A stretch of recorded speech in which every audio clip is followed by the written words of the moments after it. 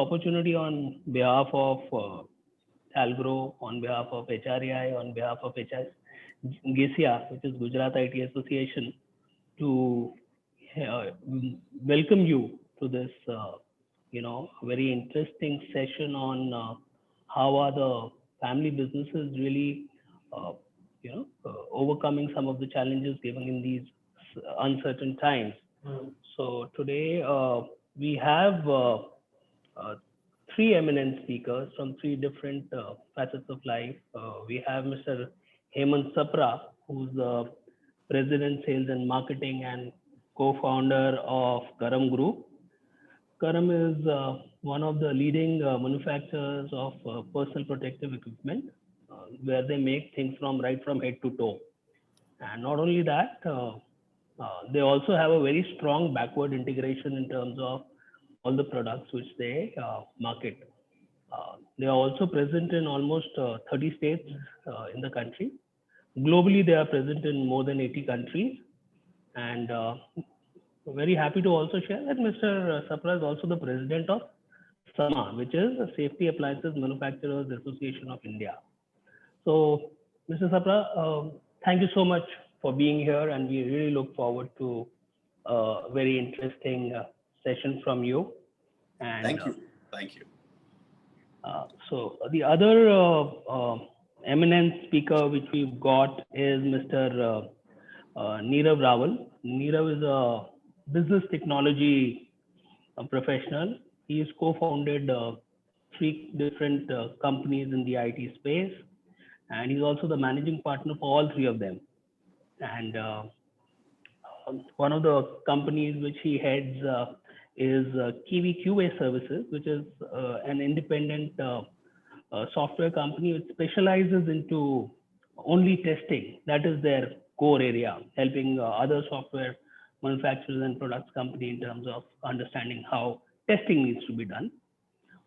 The second company he has is working in the area of business technology solution providing, which is under the name of Movio Solutions. And his third venture is something which is a very, very fast growing area where he works on where they work on CRM solutions. So it's called Get On CRM, where it's a independent Salesforce consulting cum development organization. Each one of them are very niche areas and niche services in different domains.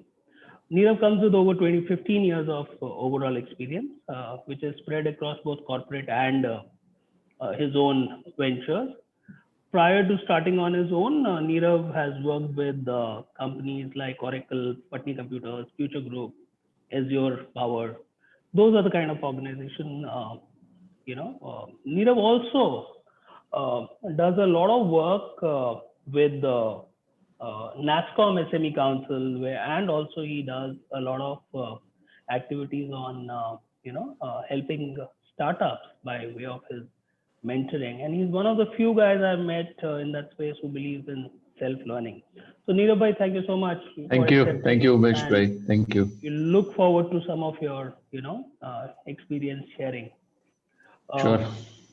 Our next panelist is one of the most vibrant, young professionals which I've come across, Mr. Jayashankar Talreja. He became a CA at the age of 22. After that, he was trained with Ernst & Young. He has helped businesses, raise over millions of dollars, and he's led advisory projects for several family-managed businesses, and he continues to do that. He's mentored over 350 family-managed businesses, and he's also the lead faculty at SV Jain Global School of Business Management, which is one of the premier institutes, not just in India, but globally. It's ranked amongst the top 15 in the world, and their global managed business is one of a very, very premier program which they offer. So again, Jay, thank you so much for accepting the invitation. We really look forward to, listening to you, because I think you're going to be giving us very divergent views from your experience of being a professional as well as a mentor, and specializes in family managed businesses. So without much ado, I think let's jump into the conversation. And very happy to say we've got people from across. I also see some of the names which probably are from overseas, but I don't know whether they've logged in from India right now or overseas. But thank you so much, participants.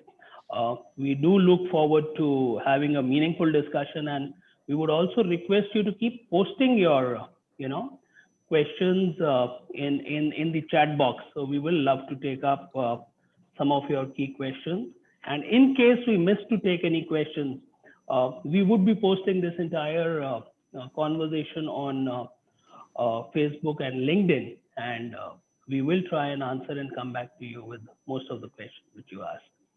Um, so, so Hemant, my first point which comes to my mind, you've been in this business for over 25 years. You were mentioning, and I'm sure in this 25 years, as you were also mentioning, PPE, which is personal protection equipment, was one of the areas where you had to literally go and explain to people what you do. It's not just safety, but it's much beyond.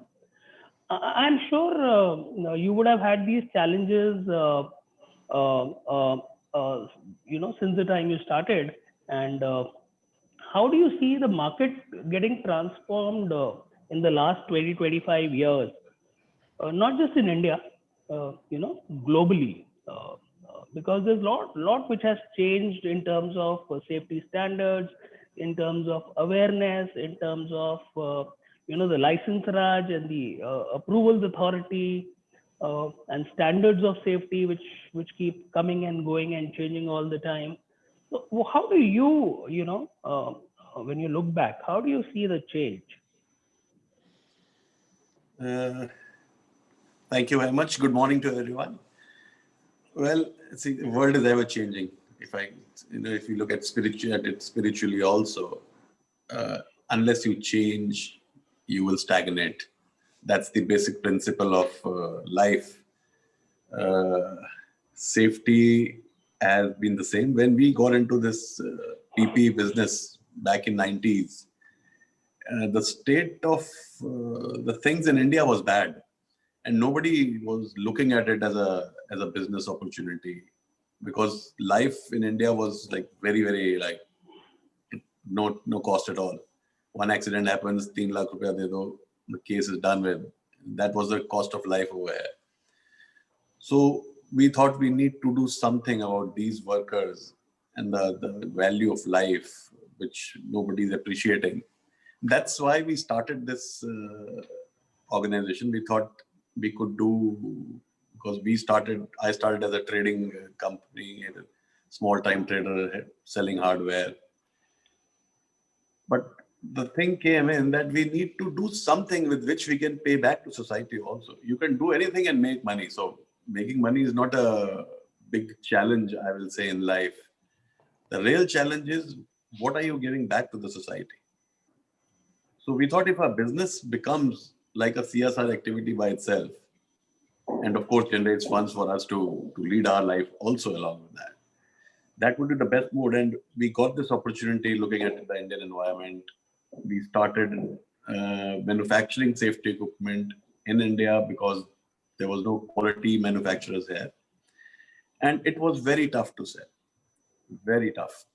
People will not understand. They treat it as an additional expense. Why should I pay such a heavy amount for a safety issue for my worker in my factory? वो चप्पल पहन के काम करता है.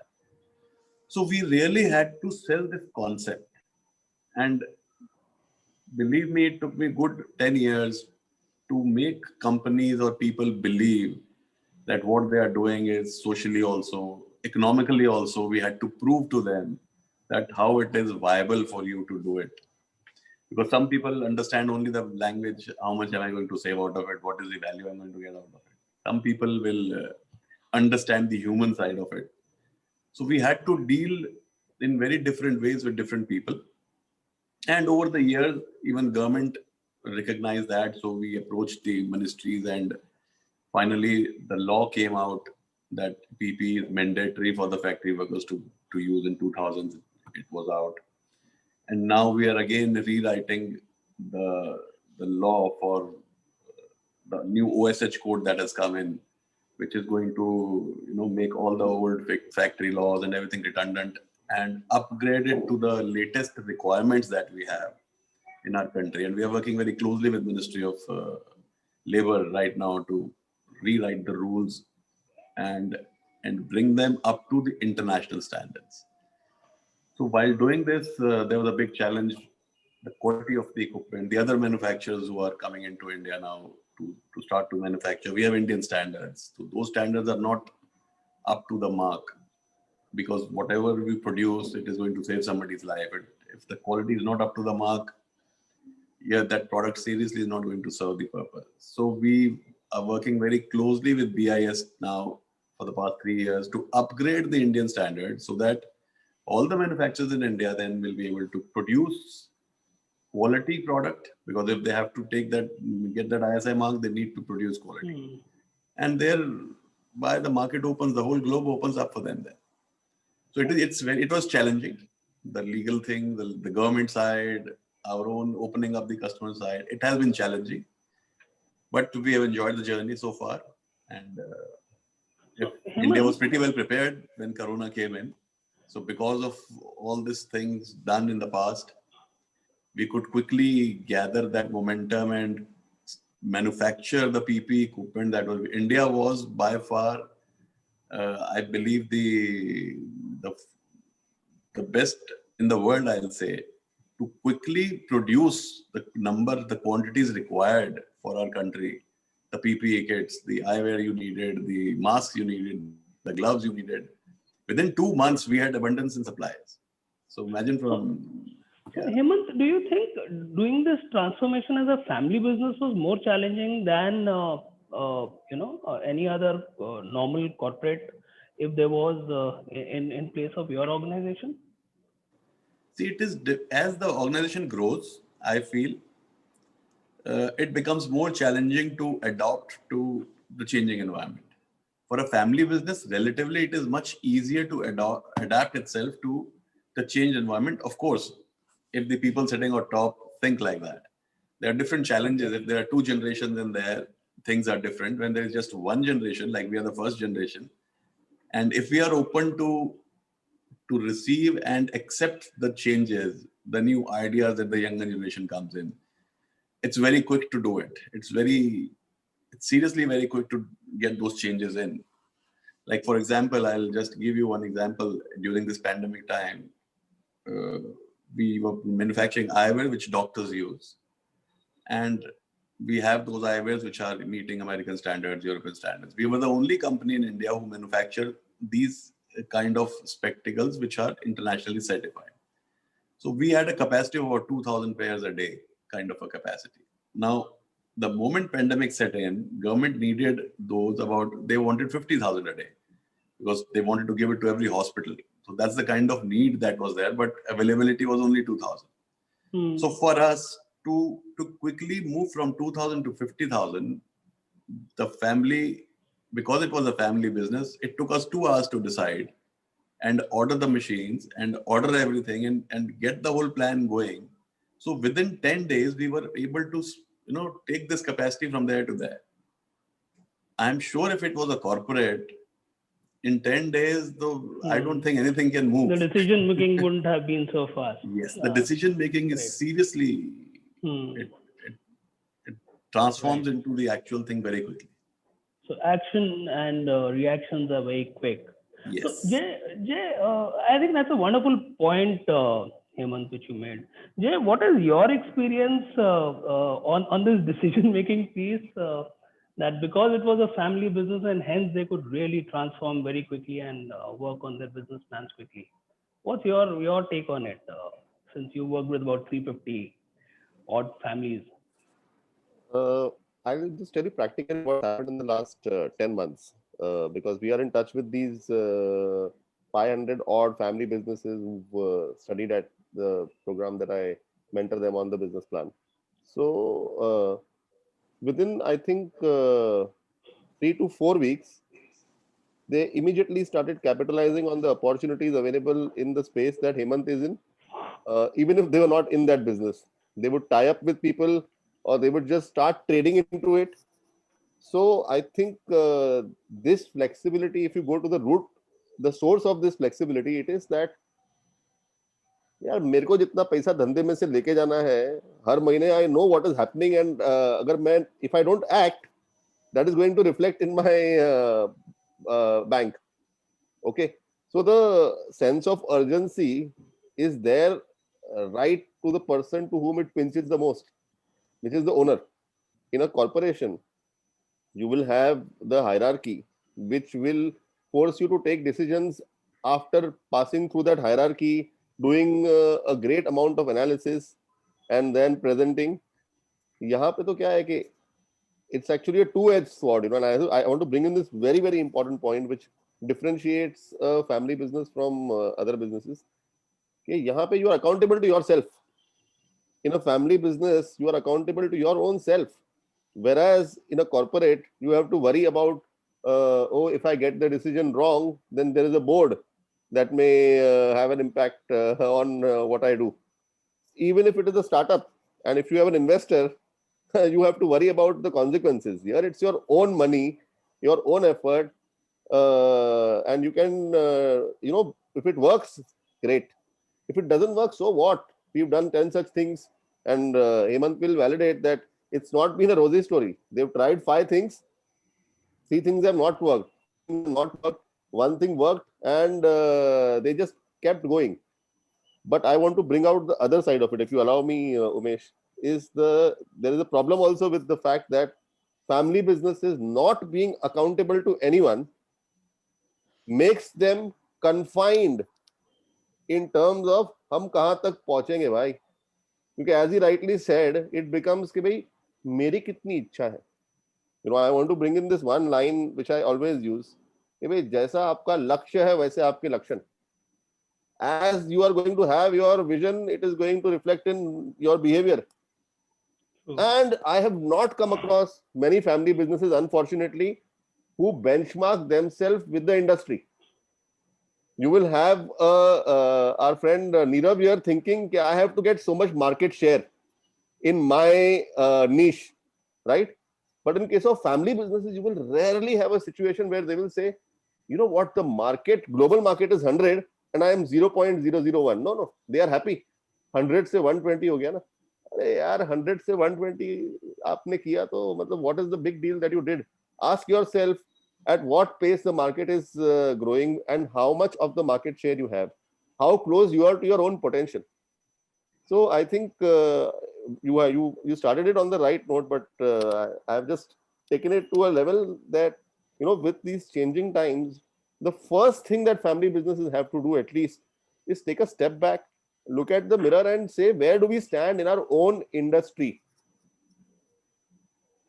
Yeah, but I agree with you that, we become a little complacent, rather lack of a better word. We become satisfied based on the year-on-year growth which we see, but we don't really want to look at the kind of overall market share which we may be having from the overall perspective. But then there are risks also involved, because at the end of the day, while there is no accountability, there is also a factor that you're responsible for multiple families which are dependent on you, and I think as an entrepreneur, whether it's an entrepreneur family business or a first generation entrepreneur, I think there'll always be some challenges around that at the end of the month, there are bills to be paid and there are salaries to be paid to employees. Nirav, what do you think? I think we've had some multiple discussions on this during our earlier interactions. And Nirav, since you've been an entrepreneur and an employee, and today you are managing different organizations, what's been your overall mantra to overcome? Because you've worked with market leaders. I mean, Oracle is the market leader in some of the areas. Right. So how do you see that? Right. Yeah. See, I mean, I consider, frankly, myself as quite fortunate where, I found my co-founders in my corporate life, so they were great colleagues, and then we became good friends, and finally the excellent co-founders. What in each of the venture that we have co-founded, what we really found that, or rather what I found, that each of my partner had a passion for a very specific technology or to solve a particular business problem, and then have a common zeal of entrepreneurship. So yeah, all of our co-founders are first generation entrepreneurs, and we have worked a couple of years before we could start our venture. And in each of these ventures, as I mentioned in my earlier introduction, that are into different service lines, but then we have a lot of it common in background. So we developed our model to a point where we share customers, we share our successes in terms of what's working, what's not working. Also in certain cases we have our own common teams and processes. But I'll tell you, I mean, at the core of it, to be where you are and to have a good founding team in place, the trust, the transparency, giving space to each partner to pursue their own thoughts and coming on the common grounds, are the I think the bedrock of growth and the success in my view. Yeah. Great. True, very true. It's very important to have the right people around you with whom you work. I think that's what makes a significant difference. And I think one of the key mantras of any family business is also the trust, because you're working with your family, and hence you have 200% of trust there. Uh, Jay, what we see today is that organizations are larger organizations, traditional organizations are today investing heavily on innovation and technology, not just because of the pandemic, but overall their spends have been increasing over a period of time. And it's just that with pandemic that has really gone into a slightly accelerated mode. Uh, and this is largely to one, create their presence, to be hyper competitive and you know be in the market and be ahead. Do you see that because of this over enthusiastic spent by these organizations, uh, there are impact on family businesses, and how family businesses are trying to manage this competitive scenario? Yeah, I think first is to understand the typical profile of family businesses. Out of 100 family businesses, about 95 will be either dealers, distributors, or contract manufacturers for other brands and corporates. Okay, this is a typical profile of a family business. And in the remaining 5%, you will have some people who are into real estate, some people who have a retail, and some people who have their brand, some Nirav, who may have a IT venture and so on. So predominantly, we have people who are uh, actually suppliers, dealers, distributors, contract manufacturers to establish brands and corporates. And the primary principle of them being around is that cost effectively quality milni chahiye. You need to get cost effectively quality on time. So they are always under the cost hammer. And Hemant will vouch for it that it's not easy to get business from wherever they are getting in India or overseas. Okay. They may be, as he rightly said, he may be putting the social proposition, he may be putting the other propositions, but end of day, it will come down to, in spite of your quality and time, can you meet the cost? So that becomes a constraint when it comes to investing heavily for family businesses in the innovation and technology and all. And that is also the reason why family businesses are largely reactive. Okay, they will change when they see that abhi market mein there is no other option. We also have to go with the flow. That is when they will change. And the other reason being that in these corporates and in these startups, you have people who are pushing them to constantly think about the future and plan for the future. Mm. And literally, I have to literally use the word business plan. Okay? Constantly business plan banana hai, upgrade karna hai, and you have to see where you are headed against it. In a family business, you don't have this formal process of long-term planning and review. And again, at the cost of repetition, it goes down to the fact that uh, are you accountable to say that, okay, in 3 years, I will go from 0.1% market share to 0.5% market share. If you are accountable, then you need to have a complete backward plan कि वहां से यहाँ पहुंचने के लिए what all do we need to do step by step, are we on track or not. I think you have to go to the fundamental premise on which family businesses operate. And if this has to happen, what you are saying, you know, where the kind of proactive planning in terms of investment in technology, you know, if this has to happen, the mindset of the family business owners, and it could be any generation of family business, third generation, second generation, the mindset of the family business owners has to open up to doing some kind of planning and analysis instead of just taking it, you know, as it comes. Do you see that happening, Jay? Do you see that happening? What has been your experience? You've worked with 350. I mean, we all understand what you're saying, which is very correct, and I'm not disputing to it.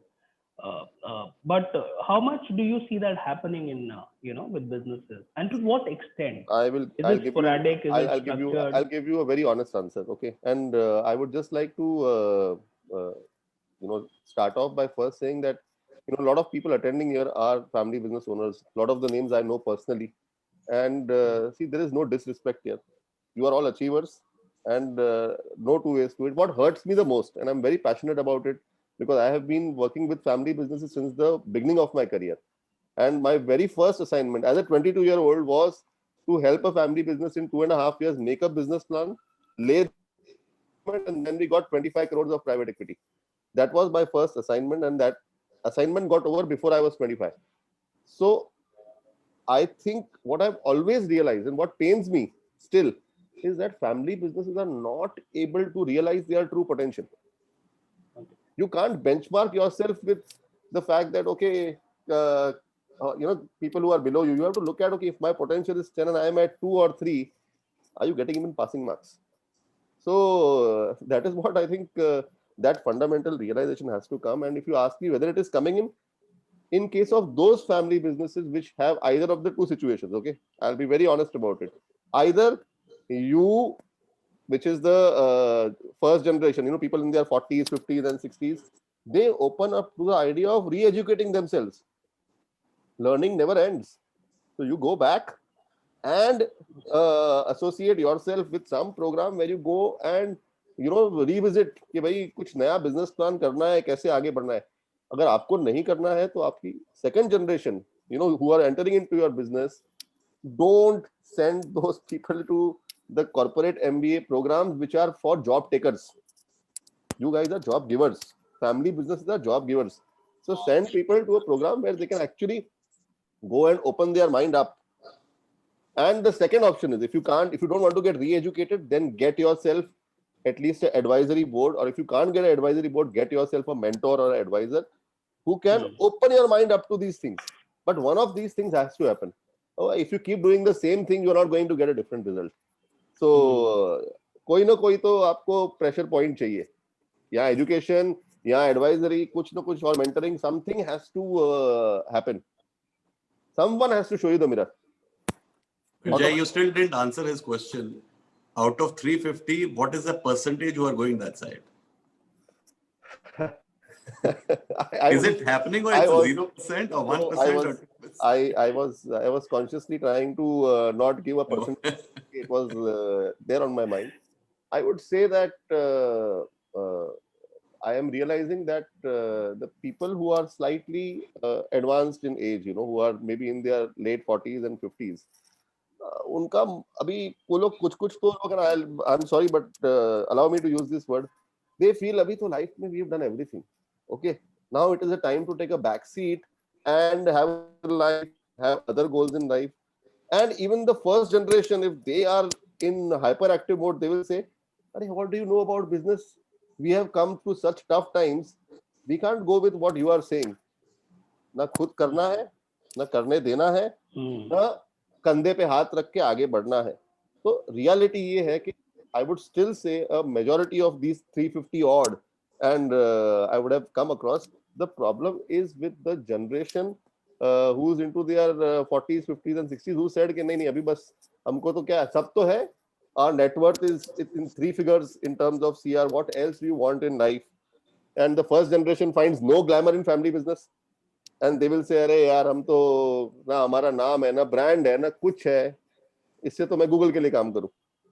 So you need to, if you want people to join your family business, you need to have some kind of a vision. Na? Say, okay, I'm going to get listed, and then you can hold your collar up and say, you know what, I'm a listed company. Yeah, it makes a difference. But if you don't have that vision and you want your first generation who's educated at some good institute to come and join your family business, good luck.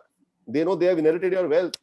So join करे नहीं करे wealth तो मिलने वाली है. But if you want them to join your family business, you need to start by adapting yourself there. So I think that change has to happen at that level. And as I said, the only ways are this.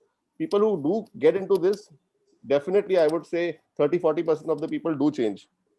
सबका अपना time duration होता है. कुछ लोगों को immediate झटका लगता है. Some people wake up when they see others prospering. How could they prosper? And I am even better and I am not prospering. So everyone has their chain reaction. But if you get involved into an education or advisory initiative, then definitely the change comes slowly, but at some point of time. So जैसे you rightly said कि वो mirror दिखाने वाला कोई चाहिए. अब वो mirror दिखाने के बाद आप खुद देखो या कोई और दिखाए. I think that's what is the moment of truth, and then taking a realization and taking it to the next step. Fair point. Fair point. I think Nirav, since you worked in corporates also, and now you're a job giver. You are providing people with jobs. What is the fundamental difference which you see, in your own business versus a corporate or a family-owned businesses? What are the significant top Sure. one or two differences which you see? Sure. So I often, when I am running my own business, I consider myself quite fortunate because I had a chance to work in a very organized corporate companies. I also had a chance to work in a company which was a family-run company, and then running my own business. What I find, that comes to my mind loudly is, the risk taking and the quick decision making, breaking all the ranks when things are not working, to get the things done is the hallmark of a family business. So whereas in a corporate company with very well established internal structures, it takes time. Whereas in family owned businesses, you'll find that they're quite flexible in terms of their structure. So they change and evolve around the family members and the family values. And I'll give you an example. In a family owned company, probably you are just one or two or max three people away from the head of the company. Whereas in a corporate structure, I think you can spend your entire career, you may not see the head of the company other than the company events. So that's one thing that comes to my mind.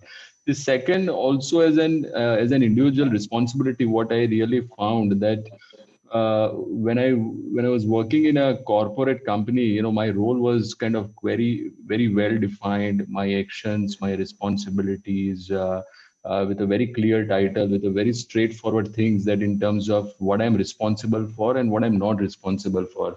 Whereas if I see my own venture, and when I was even working for a family-owned businesses where the responsibilities at times are unlimited, right? So you're dabbling in multiple roles, and you are kind of getting involved as and when as the situation changes. So for an individual, I think it's if you ask me, it's always best to be part of a company which are family-run businesses, because your ability is kind of you find out your passion there. You've given at times certain responsibilities that in a corporate life that you may not kind of get it, and also in terms of your I've seen that if the family owned businesses find a real value in their employees,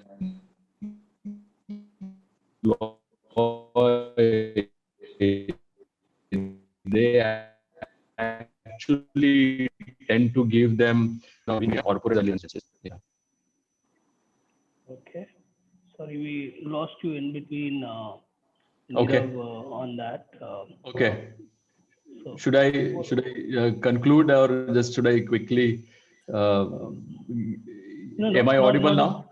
yeah, you're audible now. Okay. No, I think just to conclude what I was mentioning, that just to conclude two specific points, very quickly. One, the very quick decision making, and the kind of is the hallmark of a family-run business, whereas in a corporate, it's primarily you go through the ranks and kind of Correct. So there's a you have proper to. structure around it, and that's what a lovely question That's one, Nirav and has this. asked. Sorry. Yeah. Yeah, and also as an employee, also what I found out that my responsibilities in a corporate structure was very, very kind of well defined with my title. Whereas in a family-owned businesses, you really kind of your responsibilities at times can become unlimited. You are given different roles based on the growth of the organization, based on the situations that you are put in, and that actually helps you to find out your true abilities at times. So often you find that someone who's worked in a family-run business for a couple of years is probably equivalent to lot many years spent in corporate, because he's figured out how to get things done in the shortest time, and he's been exposed to many more things which not necessarily would be done in the corporate Correct. world. Very true. Yeah. Very true. In a corporate, typically you go in a very structured, and you go into depth, and typically in a smaller organization, whether it's family or it's an entrepreneur level, you tend to get a lot of width, Yeah. because depending upon the skill sets and the attitude which you display, you tend to pick up more experiences and more areas. And that's something which Suraj Patel has also asked.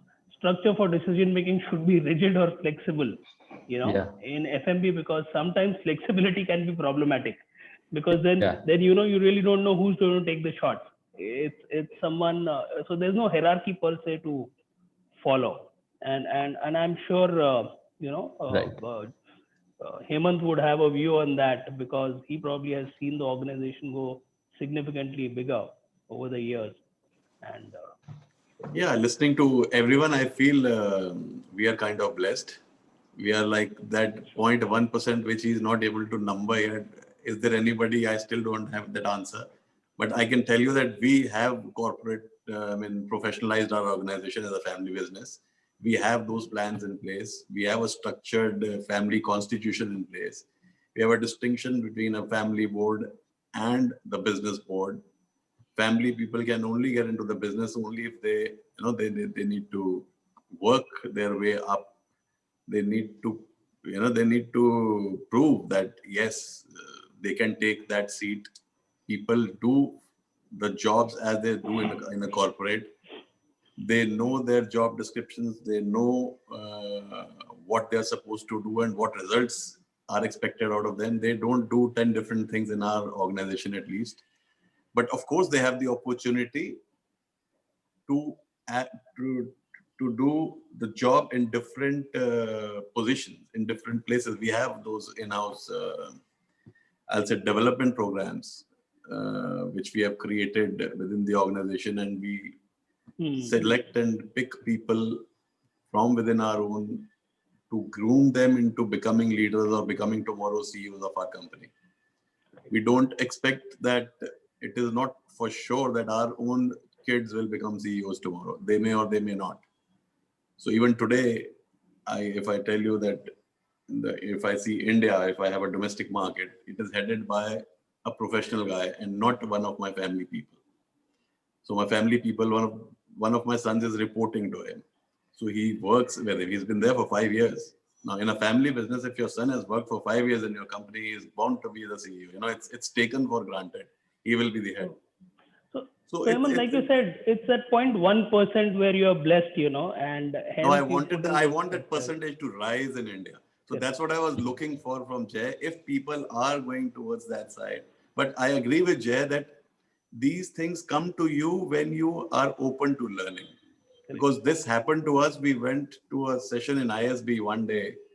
The family, we are two partners, so both of us with our wives. We listened to Mr. Ramachandran over there, and it really kicked off that thinking of where we should be going and where we are.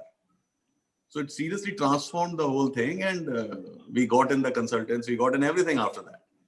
So, but there has to be that, that first kick on there, and but then people have to pick it also. It's that. But then सुनते तो responding सब to लोग that हैं. external, it is important to respond to that external stimuli, Yes, which you yes. did, I think. नहीं तो Again, वापस and- आके घर आके सब भूल जाते हैं, अपने बिजनेस में वापस लग जाओ भाई, चलो कौन माल नहीं बिका इधर नहीं वहाँ. Jay, what is your, response to, let us say, Suraj's question, from a decision-making point of view? How flexible? Is there a provision to let the participants talk as well? Means I would like Suraj to also talk for a minute, and then I can. No, that will really crunch our timeline. So what Okay. we've done is we've kept So it I'll read out his question. Structure for decision making should be rigid or flexible. FMB, because sometimes flexibility can be problematic.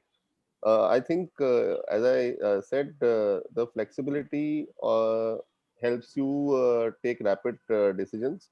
But I think I would just like to add two specific points. When family businesses make decisions, two things should definitely be considered, even if you are able to make it fast. One, analysis ke bina mat lo.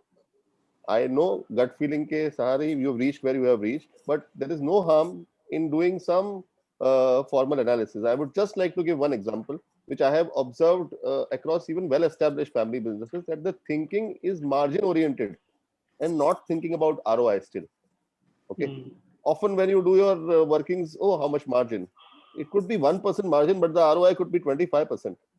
Something as basic as that. I'm not saying it's the case with everyone, but it is still the case with a lot of people. So I'm saying that at least do analysis when you're doing decision making. And secondly, with a lot of family businesses, I have seen this tendency to be dictatorial. A decision to I have to take, na? But decision you may be taking, but others are going to implement. So it has to have some element of collectivity, where you are listening to everyone, where you are engaging everyone, so that everyone owns up that decision, whatever is being taken. That includes people from the family and from your core team. So I am saying retain your flexibility of taking rapid decisions, but include analysis and include some collectivity in that process. So, great. I think that's a lovely answer to sum up that point of Mr. Patil. Hemant, how challenging, you mentioned your sons are there in the business. How challenging is it to attract family members in the business? That was for a that's a very interesting question. And me and my partner always used to think while they were in school, our kids, well, won't it be lovely if they could all come back to our business? And we have grown it, we have nurtured it, and we would like to see it go to the next level. But I think it starts from us, how we behave, whether they'll come in or not. Because if I am that he has to come in, if I take that as granted, he is going to come in and he is going to take it to the next level, 90% it will not happen. Because what we did was, we looked at our own generation. When I was in school, the kids whose parents were in business, how many of them went and joined their business? So we found more than 50% of them did not want to go to their parental business. They wanted to do something on their own. Why? Because I don't have that freedom to work. I don't have, my father wants to go his way. There was a shop in Chandni Chowk. I still remember the son, he went there for a couple of months. He said, it's dictatorship. I can't go there. मैं दुकान पे नहीं बैठूंगा. But दुकान वैसे भी set है. मेरा वहाँ कोई काम नहीं है. What do I do there? So, like Jay said, you need to make it interesting. You need to make your business, for the next generation to look upon, I wish I could join this business. You need to create that hunger in them. Correct. Both our kids, they went out and worked out. Like my elder one, he was studied in US. I said, don't come back, do some jobs over there. So he joined a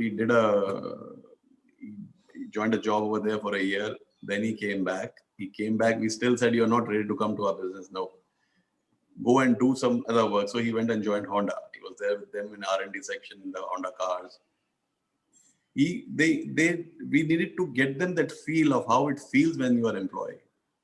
How it feels that when you're sitting and doing nothing and your boss is not even giving you anything to do. How do you feel about that? Those feelings, unless they get, they should not be coming into your business. That's what we felt. They must get an outside exposure, the feeling of an employee before they come in, so that they can feel how employees will feel once they are here. When they treat them, True. they treat them with how they need to treat them, then they understand. So my younger son, he went to PwC, worked there for a year. They really, make him sweat like 18 hours a day, couldn't sleep. Even on car, he was traveling, he was working on his laptop. So after that, when they come in here, they understand the value of work, the value of what they're going to create. So we never told them, you have to join the business. It's your freedom, do what you want to in life. If you want to join in, we'll be happy. If you don't, there is nothing, no pressure at all. That made them all come back. So one, encourage them to spread their wings first and then appreciate it when they come in. And but then value you have what you have to professionalize your business so that they can see what's happening in the corporates, what's happening with their friends and their businesses, and what's here for them. And also you need to give them a scale, so that when they come in, there is an aspiration to come and work for the business. You have to show them, like Jazz said, you have to show them where the world today is and where your company today is and where you can go. Once they see that, things happen. They know there is so much potential there. What we are now is not even 1% of where we need to be. So that scale, correct. Then they know they have a value over here to come in and they want to do it. There's so much to do. So they come in. It's not given it to them sitting in the lab. Jay, what's your take on it? 3 or 4 observations. I think very action points, I would say. One, members from family should not be involved at a later stage. They should be involved the moment they step into college. The moment you are 16, start coming to office for a few hours. Okay. I have started my article training as a CA at the age of 18, visiting Standard Chartered Bank, ICICI Bank, Jindal Steel. I didn't have a family business, otherwise I would have gone there. You do nothing in college, man. So at least get something better to do in life at a young age, 16, 17, 18. That is the first rule. Because when they come in at a young age, they have not been completely polluted yet with the glamour of the outside world, and they will start seeing things from perspective.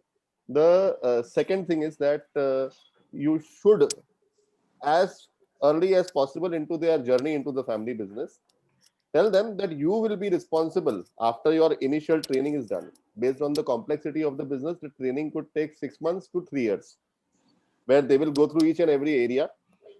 If it is a factory, wo worker ka bhi kaam karega, and they will do each and everything, supervisor, worker, everything. So based on whatever is the complexity, 6 months to 3 years, that should start early on. 16 saal ki umar se the working should start. And as they mature, you should tell them very clearly that your goal is that you will be given something independent to manage. So if you are into domestic business, tell them you will be responsible for export. If you are into a particular market, tell them you will open a new market. If you are into a product, say you will do a new product. And give them an opportunity to fail, please. In a startup, if you fail, you are labeled failure. In a family business, if you fail, there are people to back you up and say, "Arey, hum to 10 baar fail hue." And I have invested in failing because mistake is the best teacher. If you fail only, then you will succeed in future. So वो आप उनके लिए माहौल create करो. And I would like to re-emphasize, okay, the fact that we are talking about we should have a great story for them. I put a very simple question for family businesses. How many family businesses have listing aspirations? Now, if you are a listed company, the best thing that happens to you is you have to stop worrying about tax planning. Because it's an open session, I'm using the word tax planning. Okay. So you have to stop worrying about it. Because the moment you are a listed company, your wealth becomes liquid. Your wealth becomes liquid in the sense that right now, you may be sitting on a business which has thousands of crores, but if you are listed, you can easily liquidate it by paying 10% income tax. 10% income tax. And in a business, you're paying 30, 35, 40% income tax. And if you're a listed company, you can do that. Now, what is the problem in having that kind of vision? And if listing was such a bad thing, then the entire world, whether it is corporate or startups, would not have that as the ultimate aspiration. It is tax efficient. It gives liquidity to your wealth. it gives you a reputation of being a listed company. I don't think people who own 50 or 60% of their businesses as listed companies are less owners or they have any threat of being taken over by others. No, you are still going to be the owner. You know enough examples of people who are owning less than 50% of their business, but they are still owners. Nobody is going to take that away from them. So I think this mentality of at least opening up to this idea, and to be a listed company, you need to think big. Na? You can't be saying I have a 0.001 market share of my industry and I wanted to be a listed company. Think in that direction. Bring your family members early on into the business, and please, if possible, okay, this is a request again. When you think of bringing the children into the business, na, it is a better idea if you bring the women in the family also into the business, because they spend more time with their children. So if you are exposing them to the business from early stage, they will also have their own influence. And everybody knows that when it comes to children, mothers usually have more influence than fathers who are in the family business, because there is a soft corner, soft side influence. So involve the female members of the family. And even if you have a daughter, because I think at least 40-50% of the people will have daughters, please, if they get involved into business, doesn't mean that they necessarily have to continue in your business. They can go out and be a part of the family that they're going to join or start their own venture. So don't have these hang-ups. It's such an unfortunate thing that we have 10-20% of the participants who are women, and the gender ratio would be almost 48-50%. So, you know, when you talk about something, I think the devil lies in detail. What is happening to the rest of the women? They're not being involved. So I think very interesting points, Jay. Very interesting. I differ with Jay on one point about going public. Jay, I knew you would come on that. Yeah, because we were on the brink of going public and we withdrew, because it's not just about the things you said. It's not about, I agree on one point. You are afraid of going public, that you lose that 10%, 20% of market and you'll give it to the public. See, the question is, why do you want to go public? Is it just to give satisfaction? Like you're saying, I am public, ego? No, that should not be the right way. If for business, I go out to public if I need money, if I need the funds. And frankly speaking, going public is the most expensive way of raising the funds. Most expensive. Much more economical way of raising the funds and getting in a partner as a PE investor or a capital venturist. You go to them, you get at a cheaper rate. And even cheaper than that is your banks. If your bank is giving you the working capital for your expansion, if your bank is willing to help you, that's the cheapest way of raising funds. See, all these three are ways of raising funds. If you are for your expansion of business. Correct. If you don't have any business plan, I raise a capital of 2,000 crores or 3,000 crores from the capital market, and I don't know what to do with it. I want to buy a house in Goa and a house in Switzerland. If for that I'm going to raise that capital, I am very stupid to do that. The value I am creating out of the business, I agree with you. It needs to be capital. It needs to be there in liquid at some point of the time. But that point should be when you need that capital. Otherwise, the moment your business is more than 1,000 crores, you can go to public any day. Okay, people will be happy to invest in if you have a good profitability in your company, a good balance sheet, healthy balance sheet of past 3 years. You can seriously liquidate that. It takes 6 months to do it. But at what time? I will say, either if your next generation is not interested, you do it. You want to professionalize it. You don't want your family to continue it, or you need funds. The crux is, if you don't need that, you should not be going public. I'm really happy that I'm being countered on this, because these are the typical concerns in family businesses, and I would like to take 2 minutes to address them point blank. Okay. Number one, I have always been advocating that your journey has to start with a business plan. So there is no way you should raise money if you don't need it, because that will spoil you. Okay. It is easy to get money, but then it will spoil you. Second, you are right that private equity is also a good option, especially if you don't want to get into a debt trap, or you don't want to take too much debt. But humbly putting, having raised money through private equity, every private equity investor puts in money, and Nirav will vouch for it as he may have prospective venture capitalists in his mind today, tomorrow, or day after. They want to exit. And the exit in case of a growth stage company, 90% of the time is through listing. So you could take the private equity route, but 90% of the time, the private equity investor will exit by getting you listed. And in 10% of the cases, they may find a strategic investor, which you may or may not be comfortable with. So that's why 90% of the time, the listing happens. And I will just quickly add 20 seconds to what you just said. So, yeah. see, it's not only about raising funds. While I speak to a lot of SMEs who have gone public, right? It's also about getting your business compliances right, and one of the things that you really kind of get into while going public is that there's so many compliances that you get into which a family businesses frankly may or may not be adhering to, right? And then you are forced to kind of get into it, and that is, and also the liquidity, right? So as Jay rightly put it up, that by giving your stake by 10, 20, 25%, you are really not losing the ownership of the organization, but you are being more accountable to the organization of where is it headed. So, I mean, my vote for sure, I think at some point of time would be that every family, and not necessarily you really have to be too big to go public. I think in current times, there are IPOs which allows even SMEs to go public with not very high capital. It's about kind of going into the market, and then you don't know what future lies in front of you. You go public today, 10 years from now, there's someone waiting to acquire you. Yeah. So that's a very interesting discussion, and I really hate myself for jumping in, because I think this discussion can go on. Yeah. And since I know We all can three keep of you talking so about this for well, all day. since I know all three of you so well, I'm sure, and this is going to be a very interesting, and we'll take it up for some other time. But I think before we wrap up, I think one important question which comes to my mind, and I would want your views on, is um, how do you manage differences,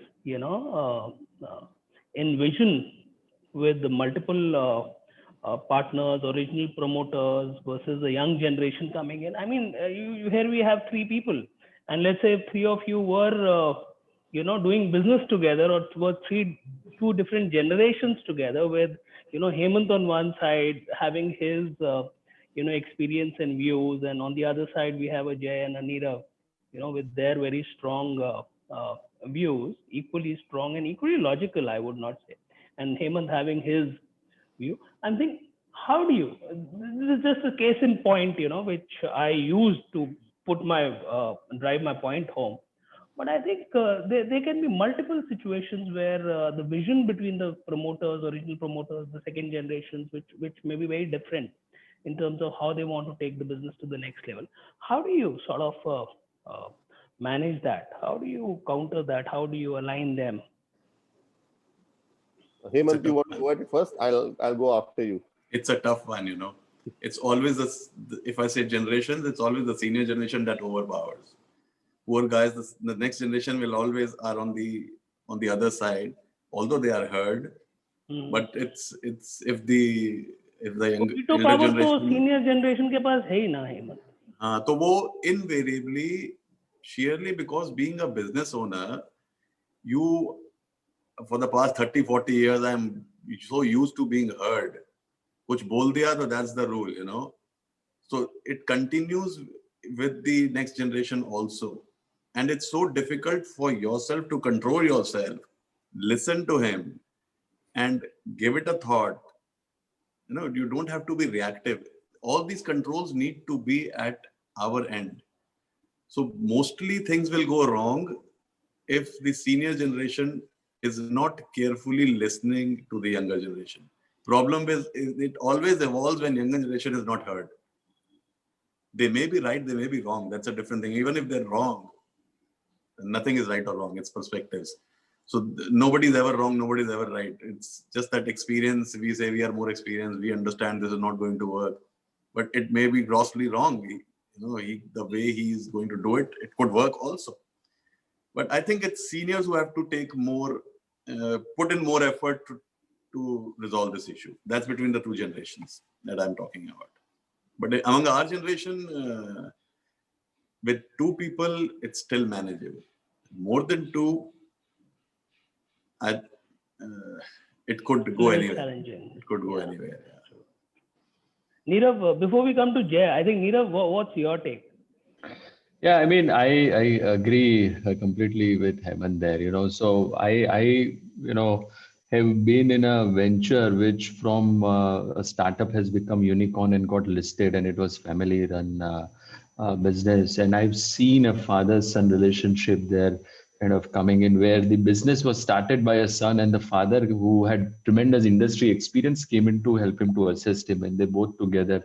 And I could see that, I think your ability to hear out each other, that the chances are that everyone has something to offer in this business. I think that thought is very critical, that, and I think the onus definitely lies more with the older generation, that the new ideas from the younger family members, should be heard. There are a lot of new things coming up. It could be an improvement in process or a technology or businesses, and it's generally the older generations which are very resistant to change, should consider, how they should groom the younger members of the family. And I've seen it very in a first-hand way how that was managed. So where it was the older generation which actually took upon them to allow the younger ones to go out and try new things, take bold calls, make mistakes, and kind of go public as well, right? So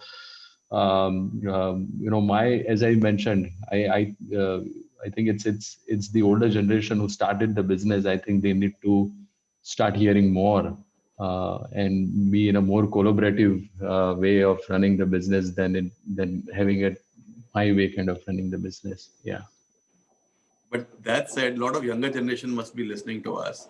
It doesn't, I mean, they should not go home and say, old man, I learned that today. You Listen to better me. listen to me. Yeah. Your True. responsibility is a big thing for you. True. Absolutely. No, you Absolutely. I think need patience. a lot of I think responsibility. patience, and I think one thing what I realized. Sorry, Jay, I interjected before your view.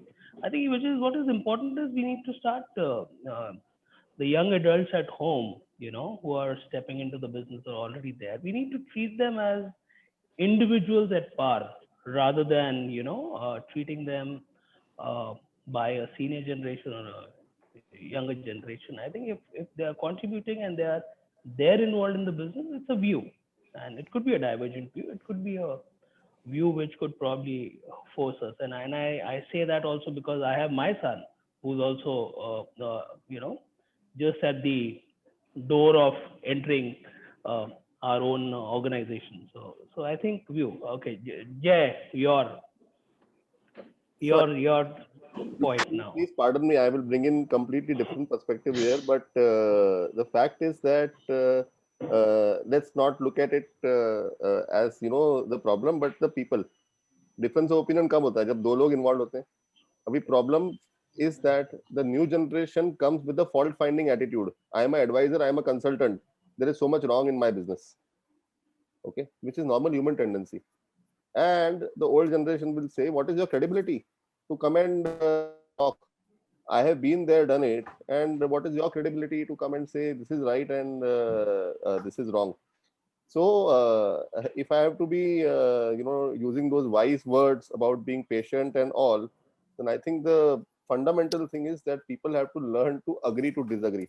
This is a beautiful word that the program where I am mentoring at, our program director, Professor Parimal Merchant, he uses this word, agree to disagree. If you can't agree to disagree, then you will always say, I told you so. That is the last word you can use in your life. Again, I'm quoting Professor Parimal Merchant. You can't say, I told you so. You have to say, oh, wow, you got it wrong, meaning now we'll get it right. Please allow people to learn from their own mistakes rather than forcing them to learn from your mistakes. Everybody is not that wise.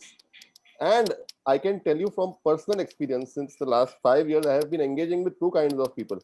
One are people who are in their 20s, who will be, typically the generation following Hemant's generation. And the other generation is Hemant's generation. So there are two programs. One is a program for Hemant's generation that I am mentoring at. It's a 12-month program where people come for 2 days in a month, and there's another program where these younger ones come 6 days a month. And I have realized after 5 years, I went up to the program director and said, I think what you've been doing for 20 years is incomplete. We need one program where we bring in both of them for 6 months. And I said, and he said, who's going to do it? I said, I'm going to do it. Don't worry. I have been working with family businesses, and I can relate to both generations because I'm in between. I don't belong to the late 40s and 50s also, and I don't belong to the 20s also. So I'm right in between, and I can connect the dots where you need to bring these both generations together and say, you know what, sit together and let's analyze and come to some conclusion together. Okay, this is what my smart vision is going to be. Smart meaning S for specific, M for measurable, A for agreed upon, R for realistic, T for time bound. Let's do a complete X-ray of your business, dissect it. And when I say X-ray, I'm not referring to looking at your ROI, but I'm saying you look at what each product, customer, and market category is giving you in terms of your return on investment. What is the potential of that segment? How much capable you are of facing the competition going forward and growing in that segment, and being very, very specific on where you are headed. So I think ये इतना easy नहीं है, and fingers are crossed. I think if this program, once it launches, I think we'll have more cases, and I will be more convincing in telling Mr. Hemant that, you know what, earlier I used to do 30-40%, अभी दोनों को साथ में लेके आए हैं ना, तो ratio has gone up to 80-90%. Great. I would love to hear that. I think that's the very important point which you made, Jay.